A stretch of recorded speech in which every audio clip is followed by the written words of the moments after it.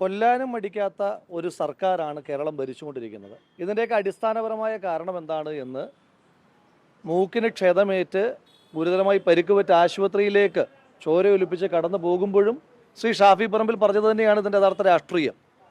ശബരിമലയിൽ അയ്യപ്പൻ്റെ പൊന്നുകട്ട വിഷയം മറയ്ക്കുവാൻ വേണ്ടി കേരളത്തിൻ്റെ മുഖ്യമന്ത്രി ശ്രീ വിജയൻ്റെ നേതൃത്വത്തിൽ നടത്തുന്ന ആസൂത്രിതമായ നീക്കങ്ങളുടെ ഭാഗമായിട്ടാണ് ജനപ്രതിനിധി ശ്രീ ഷാഫി പറമ്പിലിനെ പോലൊരു പാർലമെൻറ്റ് മെമ്പറെ പോലും ഇത്തരത്തിൽ തെരുവിൽ ക്രൂരമായി കൈകാര്യം ചെയ്യുന്ന സാഹചര്യം ഉണ്ടാകുന്നത്. ഷാഫി പറമ്പിലിനെ തെരഞ്ഞു പിടിച്ച് പോലീസ് മർദ്ദിക്കുന്നതിൻ്റെ ദൃശ്യങ്ങൾ പുറത്തുവിട്ടല്ലോ.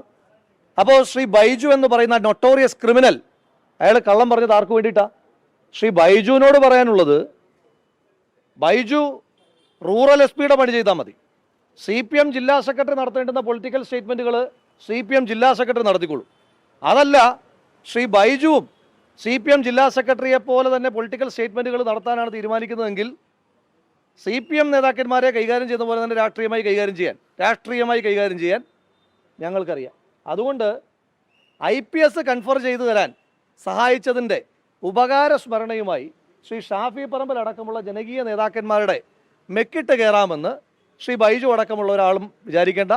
ഒരു കാര്യം കൂടി കൃത്യമായി സൂചിപ്പിക്കുവാൻ ആഗ്രഹിക്കുന്നു. ഇനി നിങ്ങൾ എത്ര ചോരയിൽ കേരളത്തിലെ മുഴുവൻ ജനപ്രതിനിധികളെയും മുഴുവൻ കോൺഗ്രസ് നേതാക്കന്മാരെയും UDFൻ്റെ നേതാക്കന്മാരെയും ചോരയിൽ മുക്കി കുളിപ്പിച്ചാലും ഞങ്ങൾ ഒറ്റ ചോദ്യം തന്നെ ആവർത്തിച്ച് ചോദിച്ചുകൊണ്ടിരിക്കും അവസാന ശ്വാസം വരെ.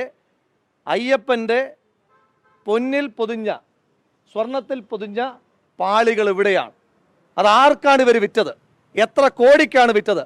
അയ്യപ്പൻ്റെ പൊന്ന് കട്ടവന്മാരെ വെറുതെ വിടാൻ ഞങ്ങൾ ഉദ്ദേശിക്കുന്നില്ല. ആ ചോദ്യം ചോദിച്ചുകൊണ്ടിരിക്കും.